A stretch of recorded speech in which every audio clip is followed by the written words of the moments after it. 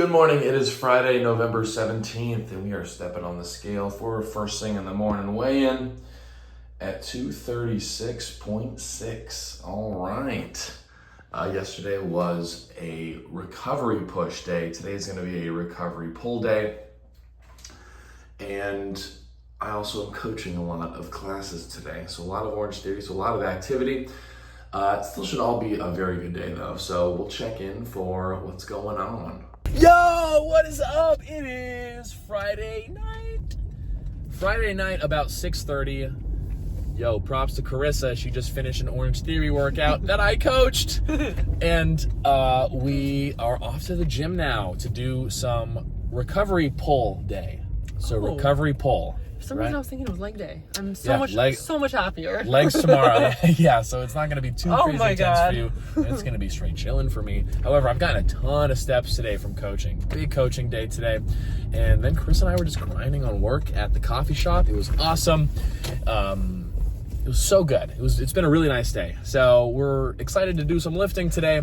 We were talking about getting our body fat analysis done tomorrow morning, which could be really fun to look at. Yeah, I think we're going to, because we usually do it here at the gym that we go to, but the thing is, the NutriShop that's connected to the gym that has the body fat scanner machine, they don't open until 10 a.m. And ideally, when you get your body fat tested, when it comes to the bioelectrical impedance, which is basically when you put your thumbs on the little markers, you hold your arms out, and it sends an electrical signal through your body.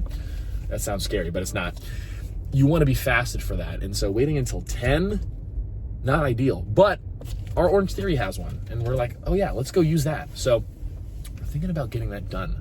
We've done this in the past. We did it a few weeks before starting the vlogs. Or a week before starting the vlogs. Yeah. September 4th, I think, was the first one. Oh, September. Okay, yeah, nice. And then we did October 4th? And then October 4th. Yeah. So we haven't measured since October. So we have some... hopefully we've made some progress as far as more muscle, less body fat. I think the photos and stuff are pretty evident of that. Don't be nervous. You're fine.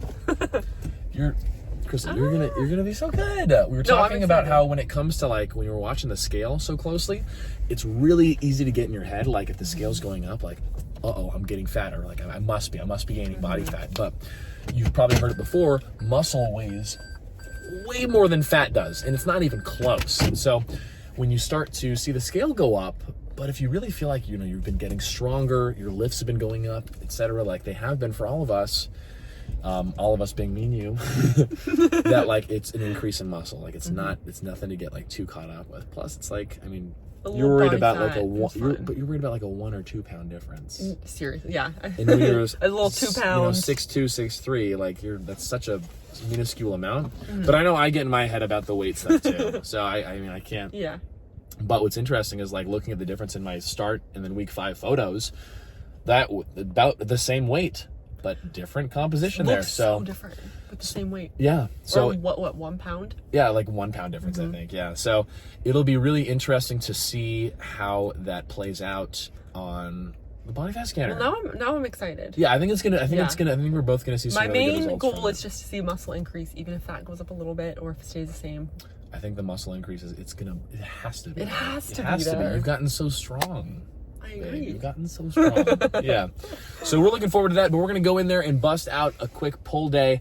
Again, we are just trying to... Chris's shoulder's feeling better, which is great, which is awesome. My shoulder is still being funky, of course, and we're still sticking to that idea of taking a few workouts of recovery. I think one more recovery day for me too, though. Yeah. It's ideal. It's ideal, yeah. And we're gonna hit legs really hard tomorrow, but we're just gonna work through our exercises at lighter intensity today, and then maybe some other mobility moves too. We'll kind of play around with it. So that's the plan of attack. Hope you're having a great day, though. I feel like my morning check-in, I didn't say hope you're having a good day, which is what I like to do in the morning weigh-ins, and I haven't been on camera since then. Wait, I want to see how many steps I've had today. I've had a ton of steps, I feel like, but my activity ring is barely closed, so maybe not. Oh, really? 12,500. Maybe not as many as I thought. How many are you at? What? You have to go to freaking scroll this way. Oh,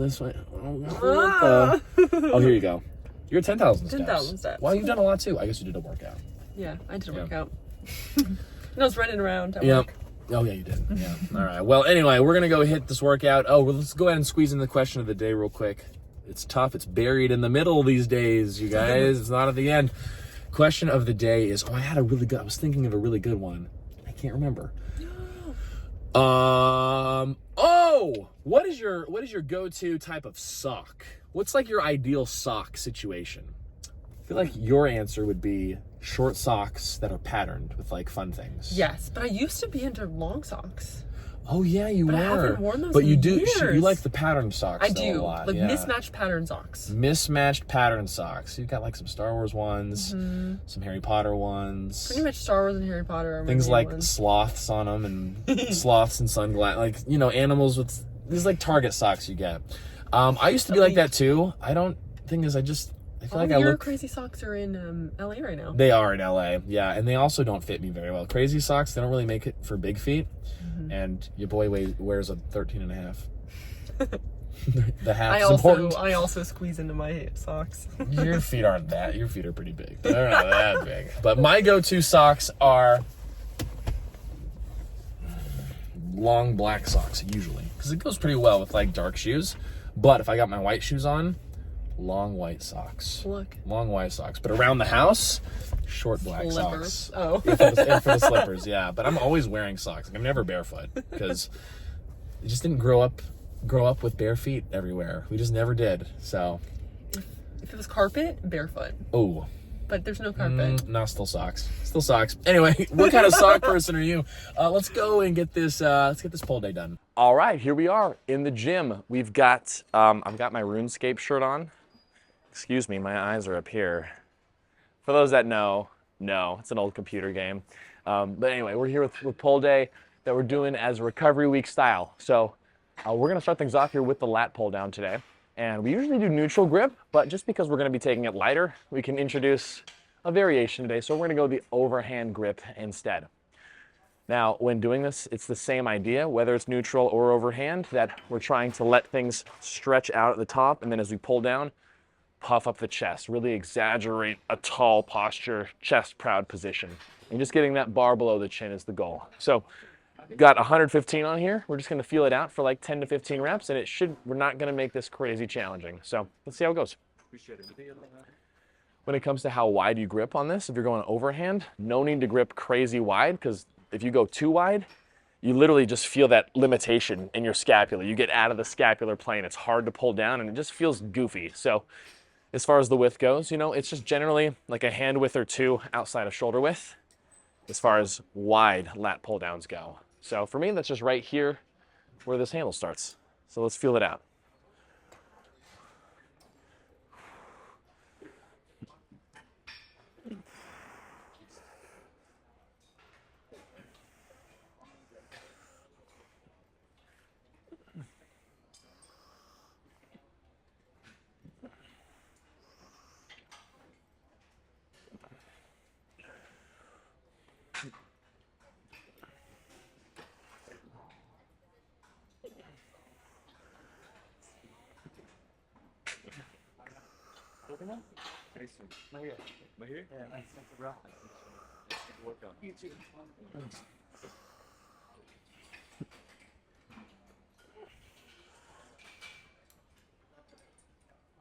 Ah, nice.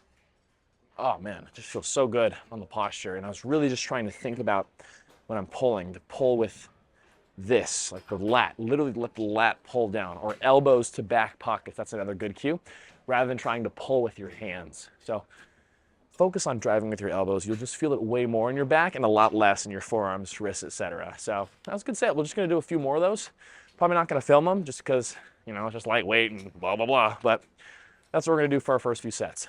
Okay, and here we are now after 3 sets of the lat pull down, which by the way, just felt so good. Honestly, like when you go slow and lightweight and you're really, really dialed in, you feel a ton of activation. It's almost like, I almost feel like I need to be more strict with form in the future rather than just like loading up as much weight as possible. I don't know, it felt really good though. But now we're on to the chest supported wide row. This is actually an exercise we missed last time on pull day.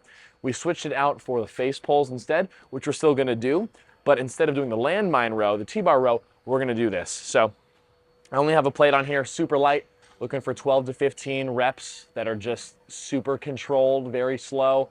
And again, emphasizing the stretched position. And that means not trying to keep a proud chest the whole time, but allowing the shoulder blades to round forward. That's gonna stretch out all those middle back muscles, giving us a stronger contraction and just improving mobility overall. So let's give that a try. Remember with your grip here too, we wanna try to have it so that our forearms, as we pull in, are not any wider than vertical. If you go vertical, you're almost, again, stuck.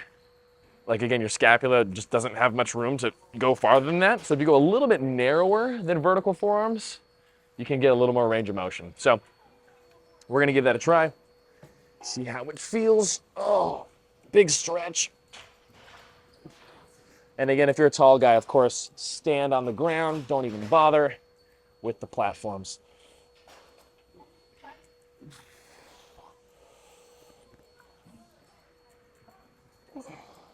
And as I pull up, exaggerating a tall chest posture. Rounded, and then exaggerated, puffed.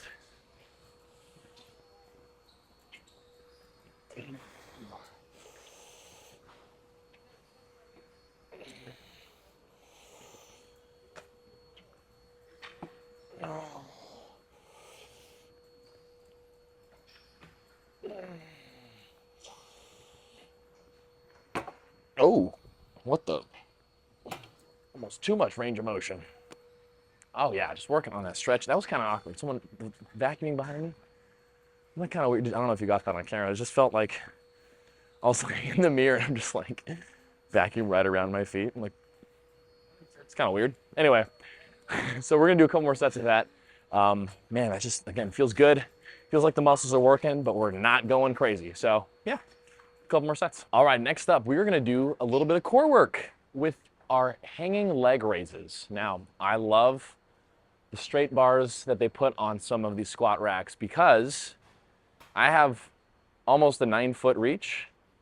And this is one of the only bars where I can hang and, I mean, my feet are still touching the ground, but I only have to bend my legs a little bit, which is pretty good compared to most pull-up bars, which are like 8 feet or 7 feet. I mean, a lot of them are really short, like the ones you find on the cable machines, the lat pull downs and the tricep things. You know how all those have pull-up bars? They're always way too short. I have to like basically tuck my legs all the way. So this is nice. I'm also rolling up these sleeves because this is like a pure 100% cotton shirt and it's like all starchy feeling. Plus, you know, might as well. I'm just kidding. So what we're gonna do is, this is a great thing to do on a pull day, a hanging leg raise, because a leg raise as an exercise where we go whoop and down, it works mainly the lower abs. I mean, all of your abs are gonna work to support you, but it works on getting that anterior pelvic tilt. Oh wait, no, it's posterior pelvic tilt. Posterior pelvic tilt as you lift your hips up and basically try to curl up your hips towards you. When you do that, you work your hip flexors, you work your abs, and you're working your grip strength and your back and working on shoulder stabilization because you have to hold yourself from a bar. So literally just gonna do a set of 10 here, super slow, super controlled. And I'm not thinking about just raising the legs, but actively scooping the hips up and in. If you think of your hips as like a bowl, I'm trying to pour myself a bucket of water in my face with my hips, if that makes sense. Here we go.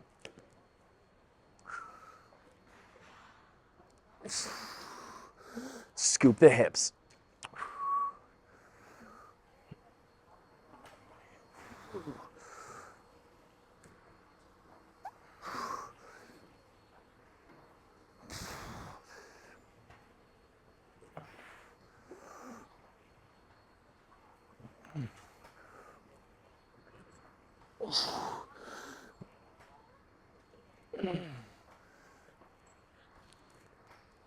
God, that was way harder than I thought it was gonna be. Ooh, man, yeah, you feel that in your arms, in your abs, in your tummy. We're gonna do a few more sets of those. That's a good one. All right, so Carissa just gave these a try and realized that they're pretty hard to do, and leg raises are really hard to do. And so a little tip that I have for you, if you wanna give these a try, keep in mind that the straighter your legs are, the harder it is. And the way that you back off and regress the exercise to build up your strength for it is you simply tuck in your legs more. So the more you tuck in your knees and your legs like this, the easier it is compared to way out there. So you can play around with your leg bend. It doesn't have to be knees all the way in or legs all the way out. It's really up to you. So tuck in your knees as much as you need to.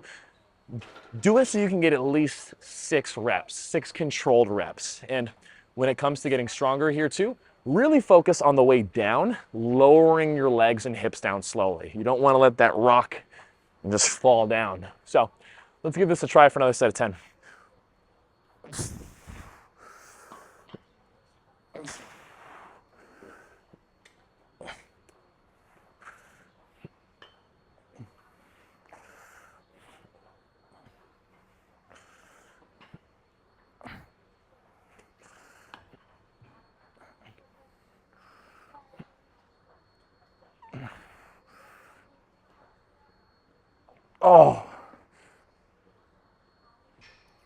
Oh, I might need to bend my legs in more, man. Those are freaking hard. But I hope that advice helps. Give it a try. Tuck in your knees more. But remember, it's not about the leg lift.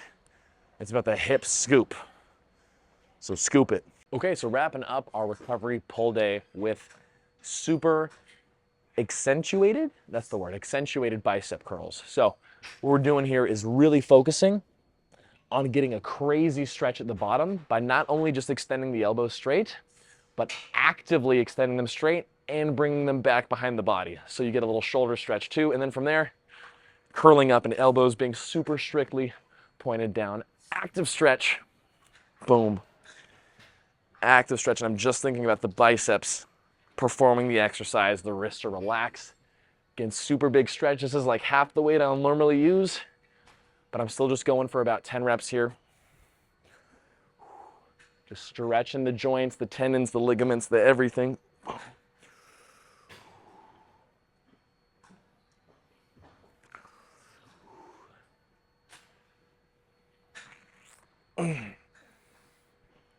Oh, man, and when you really get those arms to straighten out, there's something about that. I don't know if you've ever gone out in public and seen people that are walking around in their like 80s or 90s. First off, props for them keeping up with their health and not dying. But when you look at a lot of older individuals, you'll see a lot of them, like they don't straighten their arms. Like they can't, and the mobility is limited. And you know, a lot of the times when it comes to this notion of like use it or lose it, it really applies to our even ability to just extend our arms straight. And so with an exercise like this, especially during a deload week, like don't be afraid to just straighten your arms. Like they're designed to straighten. If they weren't designed to straighten, your body wouldn't allow you to do it. But if you don't keep doing that, you're gonna get all shortened up. I mean, I'm thinking even of like big, huge bodybuilders that like, again, they can't even straighten their arms because it's all this, but not getting the length. And the length is what keeps us mobile and healthy and moving. I know I'm kind of rambling here, but again, in the theme of recovery week, emphasizing range of motion, emphasizing stretch, that's the idea. So a couple more sets of that, and then we're gonna be done. We're out of here. Alrighty, we are driving home from the gym, and can you believe it? Not a single person commented on my RuneScape shirt. Come on.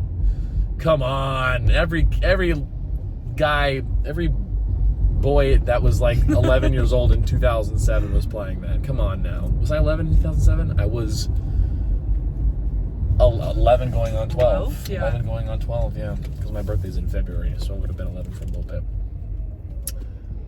Is that cute of me? That's cute of you. Yep, just playing computer games ever since I was a little kid. That was my safe space away from the chaos of home growing up. But anyway, we are all done with our recovery pull day today. And honestly, man, it just felt good. It was real nice. It feels like we're working out, we're moving our bodies, we're being active, but we're just letting things recover. And we're just promoting good health to the muscles and joints, you know? Which just feels way better than just like sitting still, which obviously is not like a bad, like overall a bad way to like let things heal and repair. Because if you're not doing anything, then yeah, your body's just gonna be like, well, let's fix this. But when you can move in a way that's pain-free, you're promoting blood flow to the area, which is only going to help improve your recovery as well. So just feels really, really good. But I'm excited to push leg day tomorrow. Chris and I were talking about how we were walking away from today's workout, being like, we're already feeling like we've been getting some good recovery just these last couple days even. So it's going to be fun to really start getting back to pushing all the workouts hard. We're definitely going to push legs hard as we can tomorrow, see how that goes. And then we've got our hard run on Sunday. But we have confirmed we are going to go do our body fat testing tomorrow. So that should be really fun to look forward to. I hope you can check that out in the next vlog, in the next video for tomorrow, as well as the leg day workout. But now we are off and chilling, and the night is young. It is, I didn't end my workout on my watch. Oh, I did. Oops. The night is young. It's not even 8 o'clock yet. It's like 7:57. So we had like an hour-long workout, a little over an hour. Real good. And yeah, I hope you're enjoying your evening too, and I hope you have a good weekend or whatever day it is when you're watching this. And not much else to say outside of that. Feeling good. Feeling optimistic for the future, for the gains, for the workouts, for the new diet plan, where Coach added in barbecue sauce. Yummy. It's gonna be good. Yeah, so I guess that's gonna be it for today. So thanks so much for watching the video. Hope you enjoyed it. Thanks so much for tuning in. I know it's not like, you watching really, like, truly means a lot to me. So thank you so much. And let me make this turn real quick. Oh shoot. Oh. Fire department. Okay, we'll see you.